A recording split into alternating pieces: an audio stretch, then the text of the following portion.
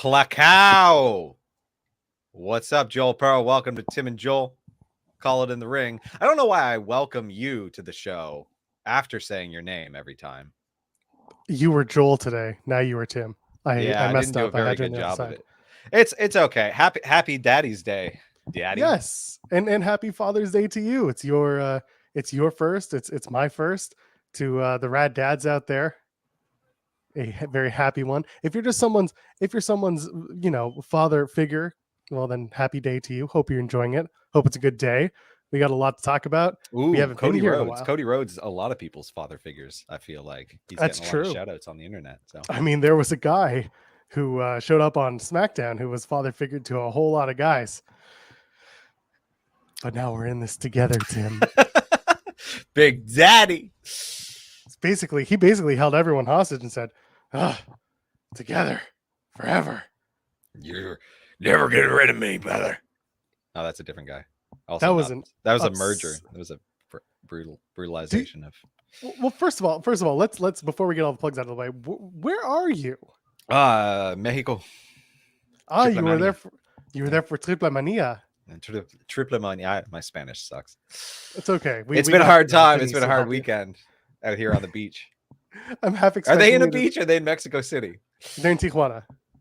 Okay, it's Tijuana coastal. Yeah. It's hard life close to LA. On the beach. Yeah, I know that's close to LA. I think they're in Mexico City in October. So there you go for the big show, the main show, the Paul White. Clearly, you and I are in very rare form because neither of us are in our regular studios today. Yeah, I'm living my best daddy life. Oh my god! And the ice cream sandwich. Folks, you got to understand, as much as Tim and I speak, we definitely don't speak about this shit. Oh, that's good stuff. All right, let's get the plugs out of the way before everyone's like, they're going to talk about wrestling or they're not going to talk about wrestling. Are we? I don't know. I can talk about whatever. I got this nice whiskey. It's a beautiful day. We don't even have to talk about wrestling. We can just talk about everything else wrestling adjacent. Let's start with the thumbs up. Y'all can hit the thumbs up on the video. Get us all the way into that algorithm. You know how it goes. Leave a comment. And if you're hanging out with us, welcome. It's good to see you. If you're in the chat, hello. Subscribe to us here at Fightful Overbooked because we're dropping content daily and getting it all out of the way. That's always fun. We got an Overbooked Discord. There's a link in the description. You can go ahead, join us there. We're pretty active. Mod Mike and Dan are always there. Mod Dan, I should say. Both of them are mods. Are fantastic. And they do the thing. They hang out. And we hang out, watch wrestling with y'all too. So go ahead, join us there. And finally, you can send us your super chats. We are self-funded, self-supported, self-funded here at Fightful Overbooked. So go ahead. If you choose a super chat option, it allows you to have your question statement around the air. And also, like I said, supports Tim and I and our daddy daycare deals because we have a lot of those coming up. It's that little $ button on the bottom of the chat box on youtube.com/FightfulOverbooked that lets you donate any amount and support us. Ask your questions, say your nice things, do whatever you want to do. We're just all hanging out today. It's a nice day to do the thing. Tim, where do you want to start? We've got so much. We've got Vince. We've got we've got Sasha Banks. We've got, in case of emergency, break Brock Glass. We've got what's all the stuff going on in AEW. We got Forbidden Door coming up. They've announced a bunch of random matches. Some are cool and some are kind of head scratching. What else is going on? Last night, Johnny Caballero showed up at Triple Mania where you are, and he was Johnny Hardy, the long lost Hardy brother. So it seriously was him who ended up pairing with Matt Hardy. I thought you were just taking buddy. I was not doing a bit. Yeah. Right. I knew it was going to happen because that's what they do. Any chance to give Johnny Mundo, John Morrison, he's really the Brock Lesnar of the Indies, is what I'm hearing. In case of emergency, call in Johnny Mundo. But he doesn't show up in big time. That's the problem. That's true. He just shows up. He doesn't have NFL dreams. He honestly just shows up and loses in most cases. Well, now he does. It's kind of upsetting. Poor. We can talk about Matt Moss as we always do. We're gonna have a lot of that going on. But where do you want to start? You want to start with the Vince McMahon stuff because I feel like that has that's the biggest stuff. I think, yeah. And it dropped at like 4:00 on a Wednesday. And I don't think anyone really expected that to happen because everyone else was talking about Sasha. And then all of a sudden, oops, let's take our minds off of this with a giant leak to the Wall Street Journal about this whole Vince McMahon, Johnny Ace, thing. Now, you and I, we don't necessarily talk about wrestling from the business point of view. We leave that to a lot of different people. Instead, you and I usually talk about the creative side of things. We found out that while Vince has stepped down as CEO and chairman, he's appointed his daughter Stephanie McMahon to be the interim CEO and chairwoman, but he is retaining Okay, all now creative the rights. board did that, right? The board appointed her as interim. Yes, the board did that, Tim. Yes, the board, which consists of 80% shareholder and voting capacity rights, Vince McMahon, and Stephanie McMahon, who loves her daddy and cherishes him and worships the ground he walks on. Yes, the board did it. So that happens on Friday morning. We announced that Stephanie takes over as the interim CEO and chairwoman, and then like not 5 minutes later, WWE on Fox puts the graphic out, Mr. McMahon on Smackdown, and immediately, what are we? First of all, I gotta give it up again.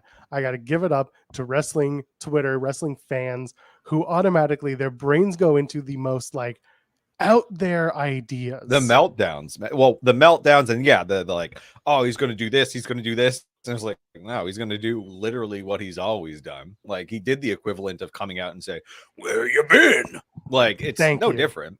You did exactly what I expected. Like exactly. Like it was to the T exactly what I expected. I you know, everyone's gonna be like, oh, hindsight, but it's like, no, I just don't talk about this crap on Twitter because I don't care. But like, yeah, he came out and did what I expected. I went in and I was like, yeah, and everyone cheered him because you know, America. Minneapolis. You hear that, Minneapolis? You could do better. Is what it is. Like, you know, is any of this surprising in the slightest? No, like not at all to me. Like I don't. The most surprising thing is that he got caught. Yeah, that the board, like, because again, it does seem like a captured board. It's not like it's not a bunch of elected shareholders who are like very interested in the company's direction. Like, no, they're willing to give a man this much power, one man this much power after going public. Like this, he still has such a massive share interest that like he can do what he wants. It's his show. It's always been his show. Yeah. And if for anyone who expected him to show up and just be like, I'm stepping down. No, that wasn't going to happen. The man's ego was never going to allow him to do it. You saw what happened at WrestleMania. Like his son-in-law has a like massive heart explosion and he just goes out and shows him up the day he retires. It's true. Like, I don't know. Old man Paul. Show him what it's like. Heart attack be damned. Yeah, it was not it. And like, right. Oh, Vince McMahon spent money to have sex with an employee. It's not surprising, and it's nowhere near the worst thing that Vince McMahon or the WWE has ever done. If you're invested in WWE, you kind of know what you signed up for. I don't even think this didn't seem to rattle shareholder feelings too much either. Like they were down a little, then they were up a little, but nothing. Like someone pointed out, they're down 0.5% against the indexes, and it's like, well, okay, that's not that much. Like it's also Friday. Yeah, it was also like just another day, and it went against the indexes a little bit, like, and then it was back up the next day. Yeah, like, exactly.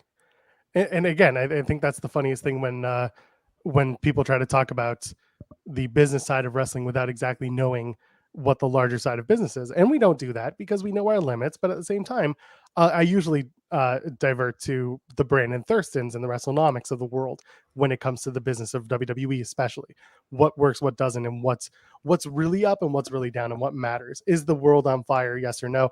In this case, it's not, because the Vince thing is going to come and go. It's going to pass. I know a lot of people are saying this is the biggest threat to his legacy since the steroid trial, but probably not. Unless they unearth some massive stuff in the investigation, nothing's going to happen. And especially with Stephanie at the helm, that's just going to, nothing changes.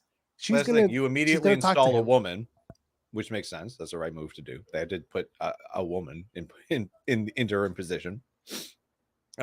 His daughter is there and willing to do whatever it takes to please daddy. So she also just taken time off, which was I know I felt a little bad. It's like, well, I'm stepping down to go on summer vacation and enjoy life with my kids. LOL JK coming back to work. she's a person with her own ability to decide, and she made her decision. I don't know, whatever. Yeah, about the family business. Yeah, like, and she did happily, eagerly, after they kind of sort of like made it sound like she wasn't that great at her job, even though by all metrics I didn't see a whole lot of verification on that either. I just saw more Twitter grumbling. So yeah, it felt like that Business Insider piece was a bit more of a hatchet attempt that people were like, not really. Like, is she amazing at that job? No, but is she really well liked? Yes. Like Fightful Select reported a whole bunch. Sorry, Fightful Select. I'm having a day with the words. It is not pluralized. Fightful Select reported about Stephanie McMahon being in charge in the interim, and how talent were saying like, this is great. People like her as a human being, which like is she clearly has some sort of human empathy, regular person traits that her father never had, or at least like never no, but never really showed. Even Vince is charming in a way, right? Like, you saw him do that McAfee podcast, and like lots of people love that stuff. They eat that stuff up. To me, he comes off like a jackass because I'm gonna by default dislike any billionaire.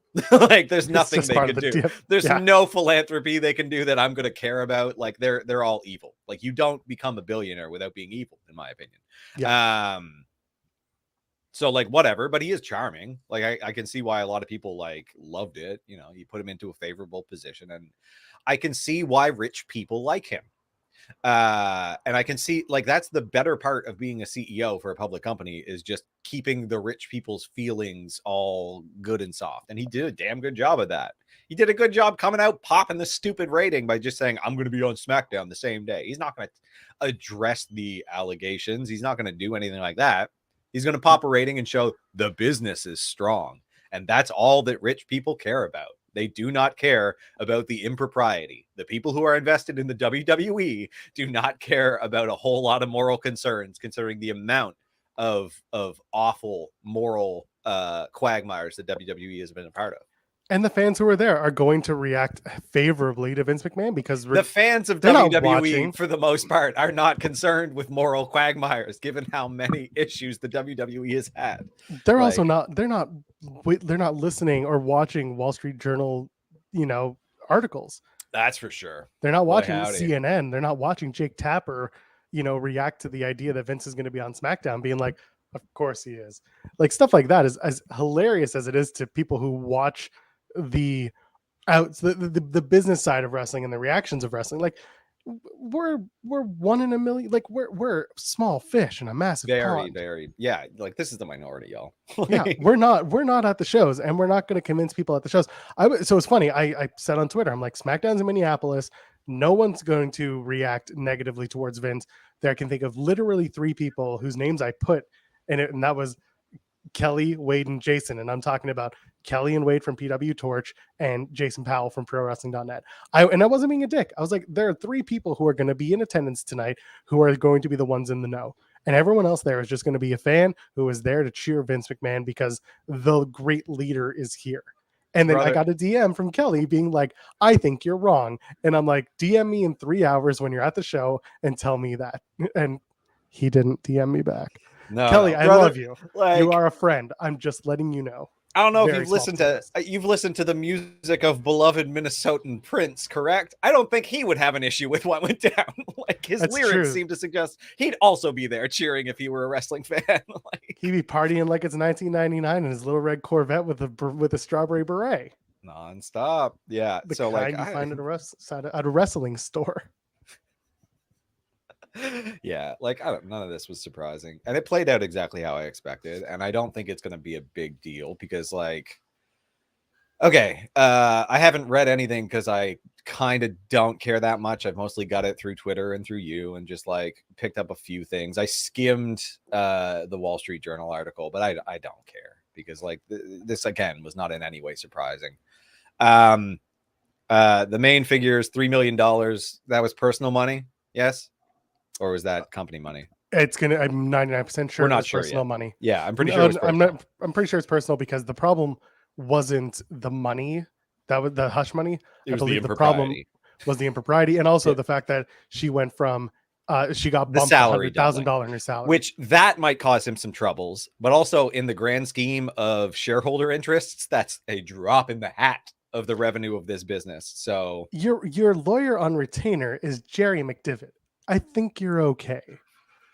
yeah, like they hired a sex pest from Fox after Fox fired him. Like they don't That's care. right. This is not, this business is not like, they're not a good place to work. No, wrestling in general is not that. And I know people want to change it, but like, how much change can you really affect from what like you I get? don't think AEW is the answer to that either. Like no, they're not. They And will neither are have the all of indies. the same problems. The indies absolutely aren't. Like I see a lot of great wrestlers who like we're on side with like talking about people being scum at shows. It's not going away anytime soon. It's not as far as you think it is, because people are coming from a place of like, we're all bubbled. We're all so bubbled, and like, you're based out of fairly progressive cities. Still sucks out there. Sadly. The ones even based out of small towns. I mean, even the ones that are based out of big towns, it's still the same. It is how it is. And so anyway, we don't expect anything to happen with Vince. He'll be back. That's just the way it is. Let's move on. Let's talk a little bit about SmackDown. They did the Madcap Moss versus Happy Corbin last laugh match. It happened. It ended. Madcap got the win. Earlier this week, our best pal Madcap was like, maybe I don't want to be. Maybe I don't want to be the Intercontinental Champion. Hey, maybe this isn't the life that he wants. I think he's chosen a different path, Tim. The upgrade is happening. Oh, it's not a PNG, you monster. It's because I had to go back into I'm on a different computer today. Yeah. That's it. That's the future, baby. I mean, World champion Madcap Moss. Let's do it. I think it's coming because they got to build someone. They see the problem now. Oh, you bet they do. If you keep the man's name Madcap, he's not getting too big to leave. Like he's not gonna the rock you if you shackle him to that ball and chain Madcap Moss. He's not building a big brand off of that. Also, he looks like an attractive Steven Seagal. So like I just don't think he's gonna make much of a career outside of the wrestling. So I've never thought of it like that. Well, it's mostly the ponytail and like the jaw before. Very true. Before Steven Seagal, worse man than even Vince McMahon somehow melted into the puddle that he is now. Now, hold on. Let's move past the Madcap thing. So Madcap wins, moves on, he laughs, and that's it. No. The whole audience is made to laugh because it's turned into an audience participation event. But that's because Pat McAfee gets a microphone and he starts ripping on Corbin. And Corbin is, dude, are these two going to have a match at SummerSlam? Is that what we're doing? I hope so. I'm all for it. That match would be tremendous. It would be. If you think otherwise, you haven't been paying attention. Baron Corbin shows out every time. Pat McAfee, pretty good. I think the two of them work really well together. I think so. I think that'd be a very fun match. I would enjoy myself. Meanwhile, it frees up Madcap Moss to be in the Money in the Bank and maybe win it, but we'll talk about that. That would be excellent, actually. Yeah, I don't think he was, slated to win it, but given the current absences, perhaps. I'm still on the fence, and we'll talk about why very shortly, because I think a lot of people, they saw the tweet, but we'll talk about it publicly in a sec. Sorry, a whale just went by. Oh, that's okay. The whales are very noisy out of Mexico. We don't need to talk about New Day versus Jinder Mahal and Shanky. I don't think there's anything. We sure don't. What? So I don't think I've watched SmackDown in a week or two. And Shanky dances now. They call him the skyscraper, and he dances. Yes. To the dismay of Jinder Mahal. Correct. Yes. Jinder Mahal's like, hey, this is my theme song. Interesting. And then he tries to hit on Samantha Irvin. Oh, she's the ring announcer? Yeah. Okay. And she was all for it last week. But not so much. Not this week. Oh, Shanky hits on her. Got it. Yeah, Shanky hits on her. I don't know if she dances. So they're turning Shanky face separate from Jinder Mahal. What will Jinder Mahal do after this? I don't know what it is with the tall Indian talent. They have to do two things: name them after large buildings, and make them dance. Also, make them kind of like make them Playboy bachelors. Yeah, because if you look at NXT, same thing going on. Oh my God, Sangha! I didn't even think about that. I was thinking more of the fact that they did the same thing to Khali once upon a time. I know. And then he started dancing with Beth. I know where your head was going. That's where I was. But now, oh my God, they have to be a tag team. It just proves your case. Gets worse. Sangha and Shanky. Can we do that? Put them together. That'd put be them excellent. together. Let's do that. Bring them And up. I see in the chat people are pointing out that Samantha Irvin is Ricochet's girlfriend, which is hilarious. And I did know that, but it's very funny when you take into it would account be that 2 weeks ago they did Ricochet versus Shanky, and Shanky was hitting on her, and she was like, "Yeah," and Ricochet's like, "Hey, wait a minute." Yeah, it's pretty funny. Good stuff. Good stuff. What else is going on here? I'm trying to go through my notes again. Baszler versus Rodriguez for women's Money in the Bank qualifier. Lacey Evans is out there. Lacey Evans is winning women's Money in the Bank. Yeah, like that's a foregone conclusion. I don't think that's in question at all. Like they're building her for that. The only person who could, you could have Rodriguez win, but it's not going to be Raquel. It's not. That's not happening. No, there's nothing like Lacey. They spent so much time on this Lacey build and then fumbled it and moved her back and forth between Raw and SmackDown. And now they're finally doing something with her. They're going to use her winning Money in the Bank as an opportunity to turn her. That's the best way I can do it. Turn heel, you think? Oh, yeah. The heel is always holding Money in the Bank, or should be. True. Should be. Because the idea is that they're getting the championship by ill-gotten means. Yeah. I mean, yeah, as mentioned in the chat, shame about Shayna.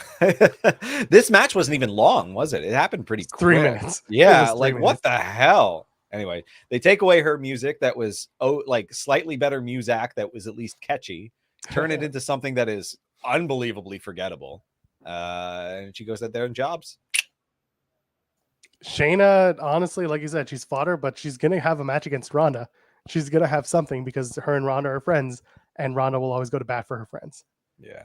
That's just the way I see it. They did a Riddle promo at the beginning of SmackDown. Did you see it? Yes. Yeah. The one that was just like, I love you, Randy. It was a love letter to Randy Orton on behalf of the WWE. Like they just shoved those words in his mouth and it felt so awful. I'm challenging for the title, but I love you, Randy. And I'm like, you're challenging for the title. Maybe make that the point of the promo. No. The point of the promo was, hey, you know how cool Randy Orton is? Wouldn't it be great if Randy Orton wasn't hurt? Then we could put Randy Orton in matches and then SummerSlam would be fun. Anyway, Riddle's going to lose tonight. So Riddle and Reigns have a good match. It was a long match and it was a very good match. It was a great match. Like great match that as everyone has pointed out, the 2.999s, like they were pretty close, but you know, in my heart of hearts, I knew deep down that there's no way in hell Riddle's getting strapped up. So I'll give JJ this. A love letter to your partner is much better than can they coexist? Yes. And I will agree with that wholeheartedly. It's still wacky as hell when the guy's going for the WWE Championship. Like he's going for the main singles title as a revenge plot for his best friend who was taken out by the tag champs. It was just like to their credit is in character for Riddle specifically, like which they stumbled into this making some kind of sort of sense. Yeah. But the problem is like the writing for it specifically kind of didn't sound like Riddle. It sounded like the WWE backstage. Like that's what it sounded like, which they could some small tweaks, I think would have gotten them there. It was just like, you know, it's WWE writing. So it is what it is. It made sense. I'm not really criticizing it that hard. Like they did a really good job building Riddle up until this past week. When they did that SmackDown, what they did on SmackDown for that opening promo felt really weird, especially after they just brought out Vince, and we already talked about that.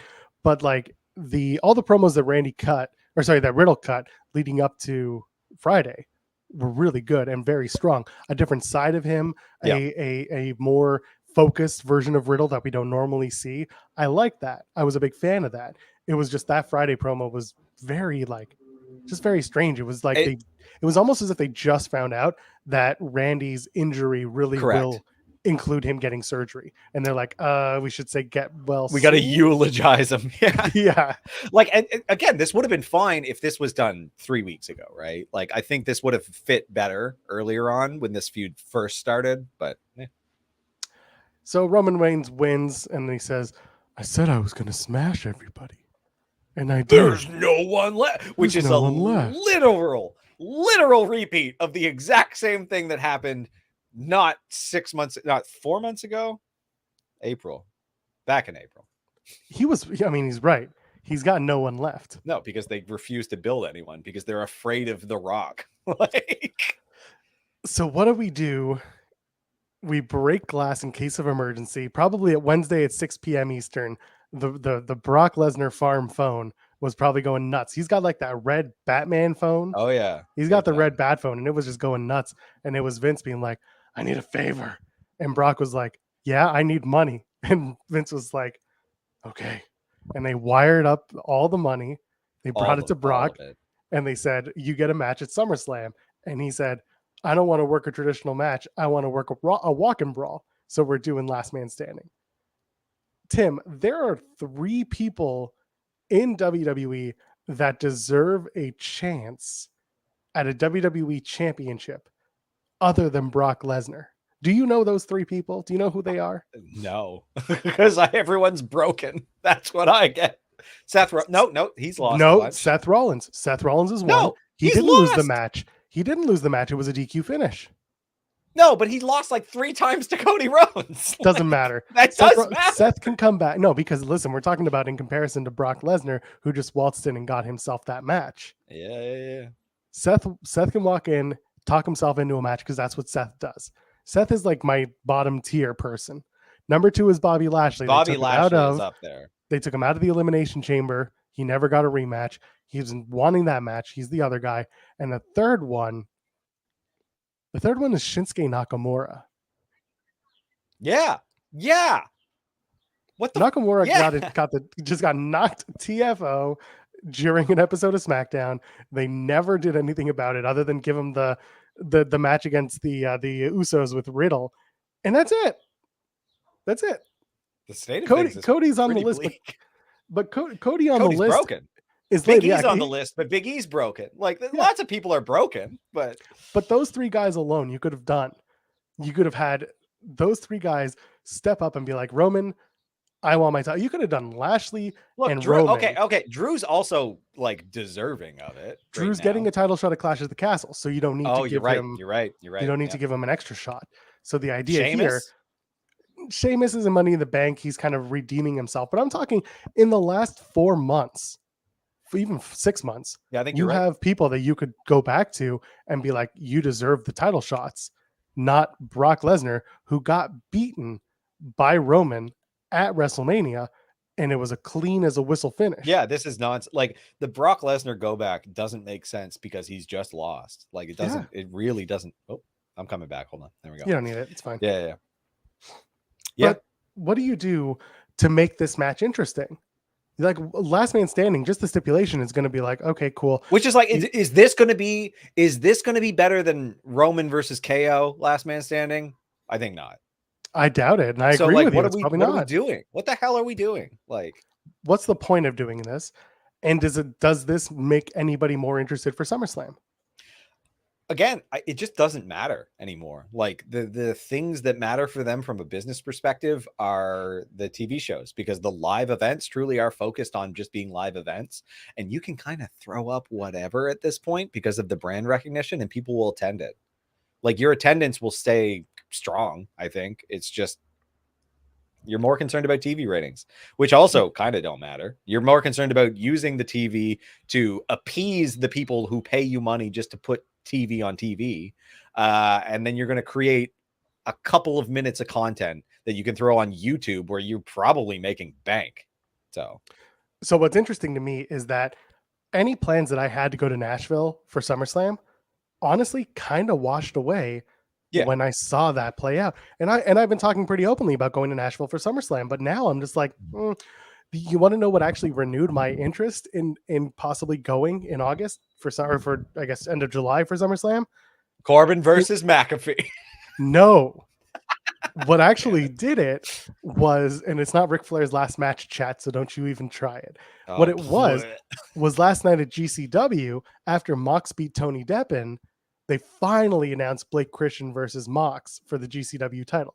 And anyone who knows that I've been talking about how Blake Christian's been tearing it up in GCW and hasn't lost many singles matches. The ones he has, they were major opponents. So for him to finally get that match and doing it in Nashville, I was like, cool, that is a match I would love to see. But I'm not going to go all the way to Nashville for it. I'm just going to watch it on Fight. Like, I'm just going to go watch it on TV. Nothing's sending me to Nashville, and I love the city of Nashville. I would love to be visiting, but I just don't see a reason to go anymore because I just don't care about Brock and Roman 17. I saw Brock and Roman face No, off last year at SummerSlam. Which, let me point out, you will watch mostly on a screen. Like, well, I've been lucky in the past that people will get me seats that are pretty good that I won't have to watch the screen the whole time. Not just that. Oh, because it's a walk-in it's a last man standing. Yeah. Yeah, like yeah, they're gonna play around backstage, 100%. Yeah, and that's just gonna be what it is. Like they're gonna revisit the success of Cowboy Brock driving large powered machines to mess with Roman and the family or the bloodline. So what giant machine will Brock use this time? Oh, it'll probably be very like, I don't think they'll use the cherry picker or whatever. They'll use like just a forklift, something dull. I'm sure they'll bust out the forklift golf cart or the golf gator. Yeah, you know. They should do the Survivor Series 2000 finish with Triple H and Stone Cold, where he brings them up on the giant fork and then drops them. Yeah, let's do that. Do that. Oh my God, he killed Roman nostalgia. Reigns. That's what we do. 22 years ago. Let's do it. What, do you want to? We can focus over. If you could gimmick a horse and just have a horse kick Roman Reigns, and that's how it ends, I would love it. Have Brock ride that horse. You know what? Last night when I was watching AAA, and you were there because you're in Mexico, you may have seen that they brought out dogs for the opening segments. Yeah, and the dogs, Scooby. And the dogs didn't freak out. That's how you do it. I hope people are taking interest because AEW couldn't do it right. WWE has trouble bringing out the animals for the entrances. They got it right. AAA got it right last night. Dogs. I don't know why you need to involve animals in a wrestling show. It just seems so odd to me. Like, I don't know. You just need more big dogs. I don't think the WWE has big enough. Dogs. Yeah. If you get a guy who's got like a pit bull as his like part of his gimmick, I'm into it. But not much else. Even an English bulldog, you know. Well, I mean, if you watch the pit bulls and you watch the bulldogs. You can watch. What are we doing here? Okay. I don't know. What's that? What else should we talk about? There's a lot. Sasha Banks got 5. Sasha Banks she's Schrodinger's wrestler right now. She's Schrodinger's WWE superstar. Yeah. She's both fired and not fired. She's on internal rundowns, but she's not on any. She's on the roster page, but she's not on internal rundowns. She doesn't have merch for sale, but she's suspended. Raj Giri from Wrestling Inc. said that she has been released. PW Insiders said, I think she's not released. And then Wrestling Inc. was, I don't know. Nobody knows for sure. And I know that Sean and others are trying to verify everything. Raj is pretty good when it comes to his sources. He's pretty solid. I know a lot of people will call to attention things Raj has said on he's made some podcasts, as I'm sure everyone has. Like, Raj has been around for a long time. Raj doesn't really mess around when it comes to getting the journalistic parts right. His opinions sometimes aren't great. I'll give him that. I like Raj as a human. Same. I don't always agree with him. I just don't always agree with his takes, but I like him as a human being. So there's that. What happens at the end of the day is going to be a lot of people are going to defer to Sean. And, you know, I say that as someone who works on Fightful, and I would agree as to what happens next. If Sasha does go, first of all, do you see her going? Secondly, if you don't see her going, what happens? If you do, what happens? Oh, baby, you're asking me the question I want to talk about. I know. That's what we do here. So I see a lot of talk on Twitter. Again, because I am a lurker, first and foremost. A lot of people talk about Sasha Banks. There are some insane stands out there. Like, people really love her. She's a good wrestler.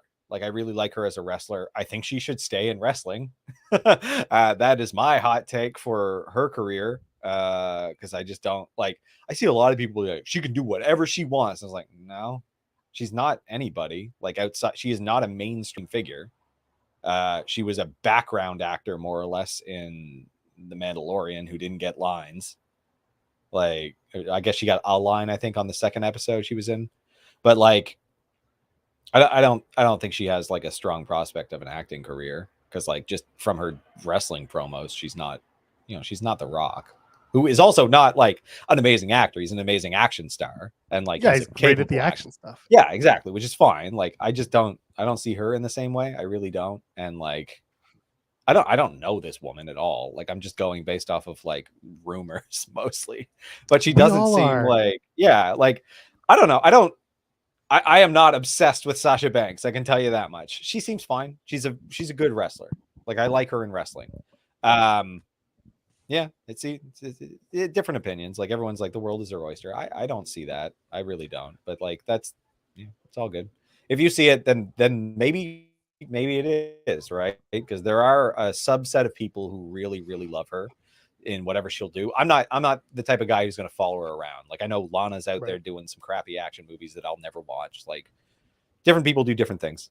Like, it's not for me. Sasha, I don't think her in an acting capacity would be of any interest to me whatsoever, me personally. Because I saw her in Mando. She was fine. Like, she wasn't good, in my opinion.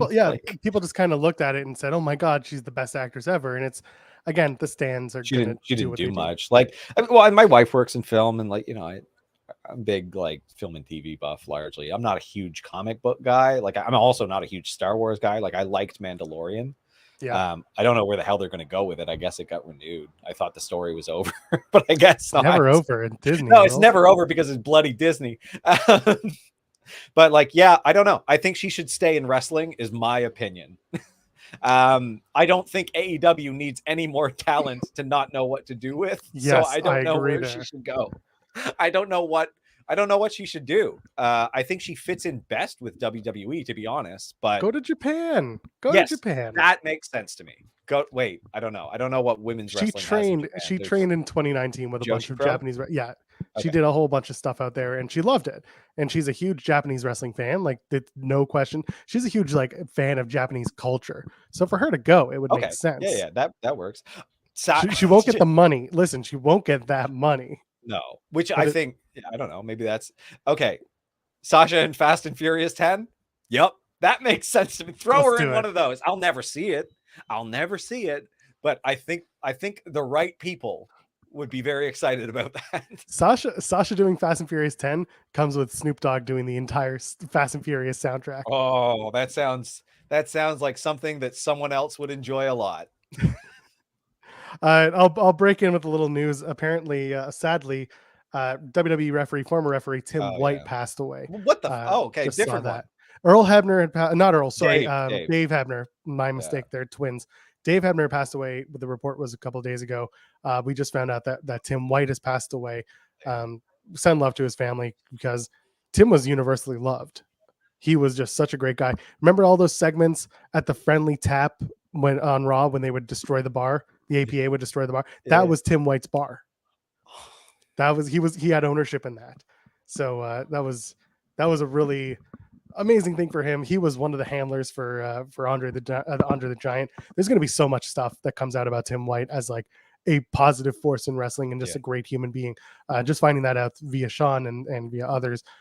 So I just wanted to break in and say that, because I remember Tim White was like just a wonderful referee, hilarious. They did a backstage thing. It's in such poor taste now, but when WWE YouTube was just doing skits, him and Josh Matthews did this hilarious.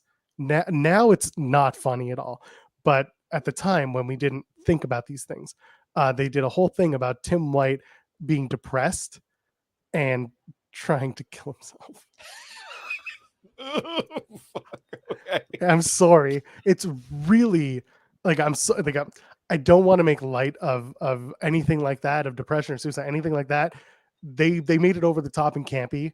It's not funny now. There's a way. Well, and I'm sure that the way they did it is not funny, but I don't know. There is something to be said for laughing at the dark things in life. So, and when I was a 14, 15-year-old kid, it was just like stupid, funny shit. So I bring attention to it because honestly, like when I was a kid, it was funny. Now it's not. I'm not. Well, when I was talking, I did the interview with Tom Talks Rubbish there, and I was talking about the reasons that I got into wrestling when I was a kid, and they aren't for good reasons. Like the WWE was not like what they were doing with the Divas had a big part in it when I was a 13-year-old piece of crap. Like, absolutely. I'm not going to deny it. It's the reality that it's just like, yeah, it's a shame.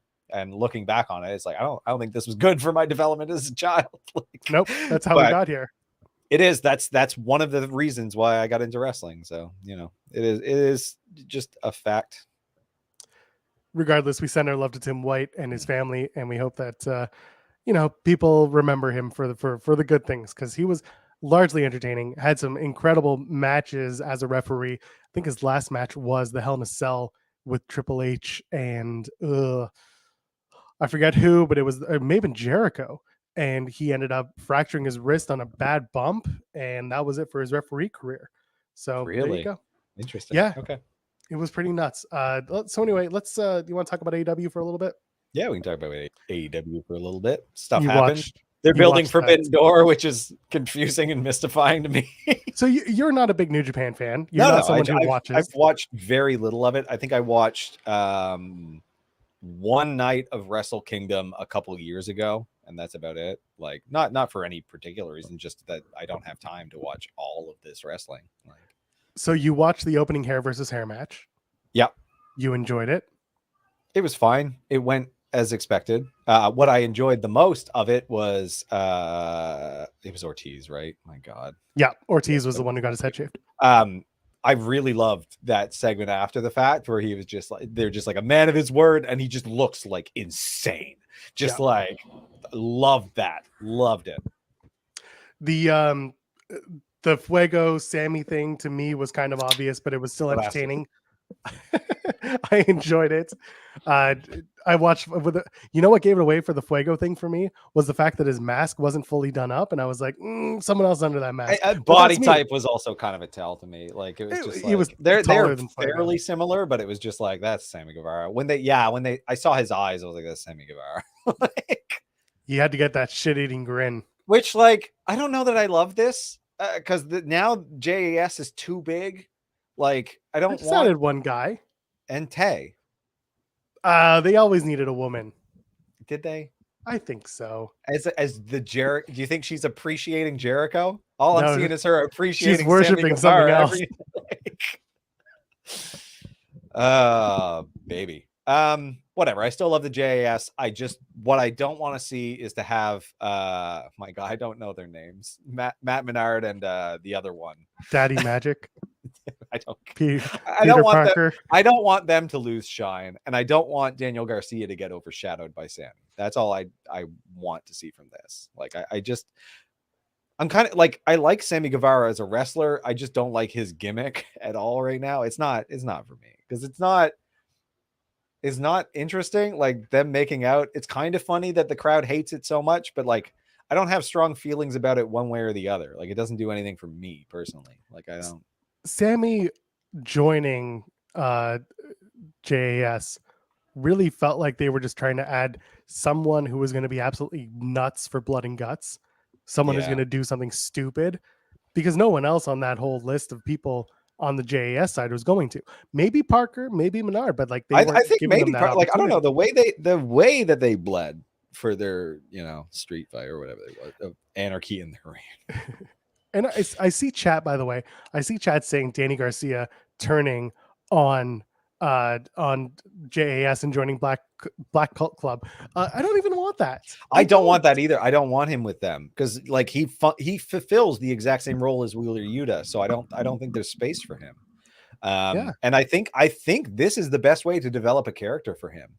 Because like him being like part of this boy band is funny as hell to me, and I think it's interesting. I would like to see them continue with him and have Sammy maybe just be in a background role, and they can continue. Yeah, I know they can continue to have Sammy and Tay do their thing, but have it be like a thing tacked onto this. Maybe like there's just too many wrestlers in AEW, baby. Like that's it. It's tough for them to give everyone their shine. Yeah. Let's move on. 20-on-1 Wardlow versus the Plaintiffs. This is no. Yeah, exactly. Like, okay, until the end, this was excellent. This was the exact type of wrestling that I love. This like soap opera doesn't understand the real world, but writes it anyway. Damn it, is funny as hell to me. Like, this case is dismissed. That was hilarious. And I was like, wait a minute. And the People's Court music or whatever. Like, it's silly. I feel bad for Wardlow because coming off of the MJF stuff, he was not the focal point. This was not the right direction. Like, but then, and we didn't talk about this, but he comes out with the interim promo that he cut, and he's like, I don't want to be interim champion. I want a shot at CM Punk. Meanwhile, the chance of you getting a shot at CM Punk comes with you being interim champion. So like maybe that didn't work so well. They put him okay. Well, what they've done is they presented Wardlow as this dumb wannabe man of the people. Like, yep. The Dusty Rhodes thing doesn't work for me at all with him, because look at the man. Like, he's not Joe Everyman, buddy. He ain't out there plumbing and shit. Like, Dusty Rhodes, believable as Joe Everyman. Right. Wardlow, like, no, buddy. And then at the end, the American Top Teams thing where they bring out Tyrone Woodley and the other guy. The other guy is not Matt Hughes. Tyrone Woodley is like the guy, but like Matt Hughes, who famously got hit by a train 5 years ago. Like, it just that was pointless. I really didn't enjoy that. Didn't do it for me. I think I mean, was it the idea that maybe America's Top Team wasn't gonna go against Wardlow? I don't know. It was weird. It was to cement him as Joe Everyman babyface, and he was, a man. Where were they? Cleveland, or Cincinnati? They were in St. Louis. Because Cher was there. Yeah. So it's like, okay, I guess that's where they're from too. Tyron and Matt Hughes. Definitely Matt. It was just it was what it was. It was weird. I hope they do something more. Well, I guess he's going through the TNT, yeah. So he said he wanted it. He said now Scorpio's like a heel still. I don't understand. They can't Scorpio's decide a heel. They really he's just a heel. Yeah, I don't know. Doesn't work for me. The Sammy stuff really messed up how it truly the TNT title sat. Now it looks like the TNT title is over a heel champion. Period. End of sentence. Yeah. And Wardlow's going to come after him, and we'll see what happens. They did Osprey versus Dax Harwood, and it killed the town. So I don't know Will Osprey too much. I vaguely recall him doing some cancelable thing, but maybe I'm mixing him up with somebody else. No, you're right. There was a whole people thing. Were upset about something. I can't remember what it was. I kept up on it for a while, and then honestly, there was so much stuff that came out about someone either I'm not going to say lying, but some of the just some stuff being recanted. Threw some doubt into it. There was some doubt. Yeah. Anyway, and again, we're not here to talk about that. He dresses like a bird, right? That's his gimmick. He's got a big. Will Osprey is an osprey. Like, is that the joke? That's the joke. He was good. He's a good wrestler. He is. IWGP US champion. Will Osprey. Again, like I don't think New Japan is known for its deep character work. So like, he's a good wrestler, which is good to know. I don't know him. Now I do. Another name to put in the back pocket of my brain. And listen, he is a good wrestler. He's entertaining. Yeah. He leads his United Empire, his United Furniture Empire. And that's wait, is he the leader of a faction? This guy? Yeah, New Japan has all their factions, right? Do they all dress like birds? Are they named Birds of War? Aussie Open are not birds. Aussie Open, isn't he British? Yeah, well, Aussie Open are the tag team. That's part of his thing. Aaron Henare is also not a bird. And Jeff Cobb is definitely not a bird. If he's a bird, he's a very large, thick bird. What large, thick bird would he be? One of those prehistoric ones, What's the one with the big neck and the big stomach? Like an emu? Is it an emu? Yeah. They are birds of war. They defeated the Aussies. So. Jeff Cobb doesn't have a long neck, though. Yeah, it's tough. He's got no neck. He's got that. What are we doing? Anyway, sorry. Will Ospreay is a bird. It's fine. Tanahashi and Moxley do the face off, and then out comes Chris Jericho, and everyone's like, please don't put them in the match. Please don't put him in the match. Please don't put him in the match. He's not in the match, unfortunately. I kind of wanted two-time AEW World Champion Chris Jericho, but no. Instead, he comes out and he introduces Ty Conchi and Sammy Guevara as the new members of the JAS. And then all of a sudden, Lance Archer, Desperado, and who else was there? Someone else came out as part of Suzuki Gun. No, it was just Archer. It was just Desby and Archer, and it was not a good segment. It was mostly Excalibur trying to fill in the gaps. Like, he was frantically jumping around. Like, this person's part of this part. This person's part of this. Like, I was like, yeah, thanks, man. I love that. It doesn't make me care about it, but like, I'm glad he did it. I am appreciative that they are trying to explain what the is going on. They were trying so hard, and Lance Archer, I love Jericho being like, these men are on loan to me on loan from Minoru Suzuki. And I'm just like, okay. Jericho, Lance Archer is at work with you every single week. Like, he is in the building. Such a mess. Like, and just trying to justify the crossover, which is like, you got to do what you got to do. They're there to sell live seat tickets, I think, right? They're sold out. The show's sold out. Yeah, exactly. Like, so it's working. So like, they're just trying to justify it on TV and sell the pay-per-view, which like, I am buying it. And this is a larger conversation where if you're a fan of a product, that's great. But if you sell out the venue before the show even has someone's pointing out Great O'Con. Yes, we'll talk about him in a sec. But if you're selling a venue and you sell out the venue, you sell out the show based on nothing announced, you can't really be upset when the card isn't up to your standard. Is that the vibe? It's not really I wouldn't say it's the vibe, but there are certainly people who are like, this isn't really what I'm enjoying. I'm not looking forward to this as much as I was maybe when I thought that, because again, wrestling fans, people get in their heads that it's going to be the biggest show ever and all this. You played yourself. You played yourself in that case. Which is common. Yeah. It's true. But the point is, this is another choice where some people are going to be like, I don't really want these tickets anymore. Because what do? They announced it was going to be Kingston, Shota Umino, Shooter, and Wheeler Yuta versus Minoru Suzuki, Sammy Guevara, and Jericho. And like, does that really do it? We're still waiting on Danielson versus Zack Saver Jr. That's the triple. Yeah, that's the triple. Okay. Or the six man, the trio. Okay, so that Moxley thing was in service of promoting that, but only tangentially because it's Mox versus Tanahashi.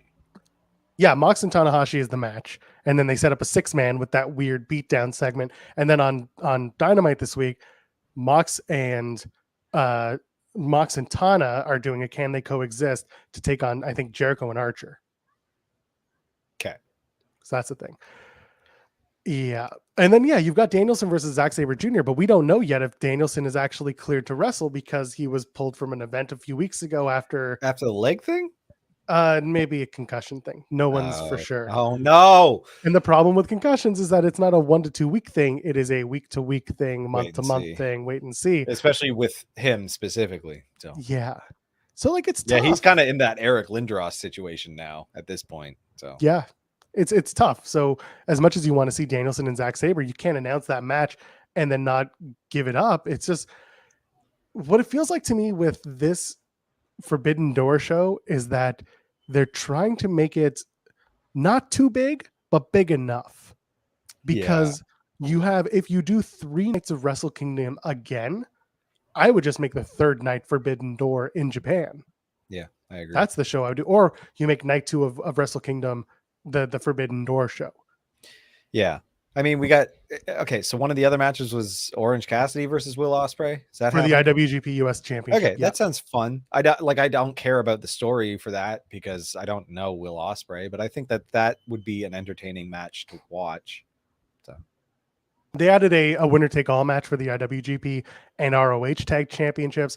You've got Roppongi Vice, Jeff Cobb, and Great O'Con, who are the IWGP Tag Champions, against FTR, who are the ROH Champions. I mean, FTR holding the IWGP Tag Championships is a pretty cool thing to do. A 3rd set of belts for them? Sounds great. A 3rd set, but a 2nd set because they're not talking about the AAA tag titles that they've had for a while now. They wore them. They wore them out on Dynamite. They haven't worn them. No, not this Dynamite. Wait. No, they had 2 belts, didn't they? They had waist and shoulder. I thought so. Maybe I'm crazy. Maybe I think you're crazy. Either way, Excalibur certainly talked about them being the AAA tag champs. And they did, they're doing Tony Storm versus Thunder Rosa. And then you know what?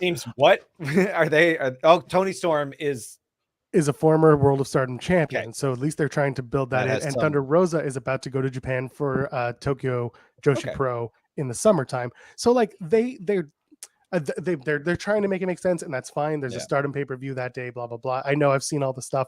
I'm looking forward to Tony versus Rosa. That'll be fine. Yeah, it sounds like a decent match. It's the card. I think the card versus the expectations have skewered again. Doesn't affect me because I didn't care, and I'm like, I'll watch the pay-per-view maybe, like after the fact. I'm in no rush. It's fine. What's frustrating is that there's a bunch of stuff that they're going to have to figure out on Wednesday to tie everything up, but it should have been stuff that they've had tied up since. This is their first time doing a 4-week build. Yeah. They've never had to do a pay-per-view and then a 4-week build and then a pay-per-view. They're finally trying to figure out what that looks like. And it's definitely very painful for them. You can tell they're growing pains. So I'm willing to give them benefit of the doubt, but I don't know what to expect for the rest of the card. You've got the 4-way for the All Atlantic Championship. I really expect it to be Miro, Ishii, who's our Miro, Ishii. I wish it was just them too. That I sounds like a know, good but it's match. 4-way. Yeah. Miro, Ishii. Oh my God. I think it's going to be not Penta, but House of Black, Malachi Black, and who else was in that stupid match? Pac. Pac, yeah. So Pac, Miro, you Ishii. you gangly freak, or you gangly weirdo, or something. Yeah, it'll be fun. But it's going to be like these 4 guys just beating the shit out of each other. It's going to be great. And I want Ishii to win that All Atlantic Championship. Yeah. That's the guy. Him or Miro. Him or Miro, that's true. Yeah. And yeah, I mean, listen, for the rest of Dynamite, it was fine. They did the Jay White show up, and he's like, nobody's going to win. I'm a dick. Nobody's facing me. Yeah. And I don't know. Then it started a whole rumor mill about Kenny, and I'm like, oh, it's not going to be Kenny. It's still a while for him, I think. I think Kenny's got some stuff to work through first. Yeah. And then finally, let's talk about the ladder match. Talk about the AEW World Tag Team Championships. Two things. You mean the TL match? The TLC match. No, they had chairs at the end. Chairs at the end. Post match. Yes. TL post PSC. Post all the acronyms. Yeah. I don't know what Miro has to win because the G1 has to do with anything because he's not doing the G1. That doesn't really mean much to me. The G1 names came out and people were like, why isn't so and so here? Why wasn't this guy there? Why isn't this guy there? They're running shows on a Wednesday in Japan. This is New Japan's tournament. This is their big ass tournament. The big one. Yeah, the big one that you and I have talked about. Yeah. And with the G1, with the full ass bracket. Yeah. Yeah. The one that you would like. Yeah. So Miro's not a part of it. AEW's representative is Lance Archer, and people love Lance Archer in New Japan. Yeah. So like, it's going to be fine. People who wanted all these big names from AEW, you can't do it like that. You can't have. They have to do AEW stuff. Yeah, they have to go for AEW. Like, you're seeing what happens when that happens. Like Yuta's away now, and it kind of mad out some stuff. Like it kind of it hurt BCC or BBC. It hurt BCC in my opinion. I feel like the sudden absence of Yuta was pretty noticeable. So like, you know, there's some give and take in terms of this with allowing. I'm coming back in a second. In terms of Wheeler Yuta was the pure champion and he was off TV for a month.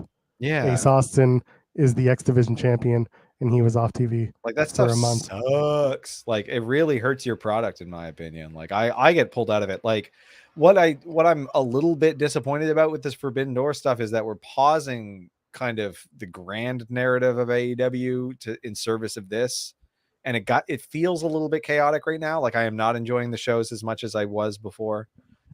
Because we're on a break basically. Like we're servicing a thing that I don't know about and I don't have a ton of interest in getting to know. Like I just don't have the time to also watch New Japan. So I like the statement. In the 90s they used to send NWO Sting, Jeff Farmer, Buff Bagwell, Scott Norton, and it's true they did. But also in the 90s they didn't have a global pandemic that was still eating up time with quarantining and uncertainty as to whether or not they'll do another lockdown. Yeah, like there's too much at play that they can't just have people go back and forth, and they won't like they can't do it that way. Yeah, it's not like a hop, skip, and a jump away where they're just on a jet to Japan, especially Japan, who like a little bit more rigorous. Like, and by the way, my name is not Earl. Mercedes Martinez is ROH Women's Champion. She's been off TV. She's been on Dark Elevation, and I actually put this over.